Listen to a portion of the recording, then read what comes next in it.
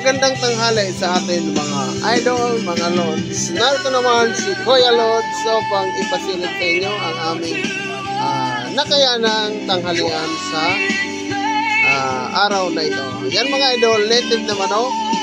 Yan. Saka magluluto kami ng dinuguan. Nakaprepare na ang aming mga ricado. Ito na siya mga lods. Siyempre, ang nagluluto dyan ang aking kabayan na gwapong-gwapo. Yeah, koy-koy idol. Yeah. At siyempre, may bisita ako dumating. Si Ate Lorna. Thank you, Ate. Ayan, inalo kami ng tinapay. Maraming salamat mga lods mga idol. Palike and share ng aking video. Thank you. Good morning sa ating lahat. Ingat-ingat tayo mga idol kasi may nagbabadyang sama naman ng panahon. Yan lang mga idol. Mabuhay tayong lahat.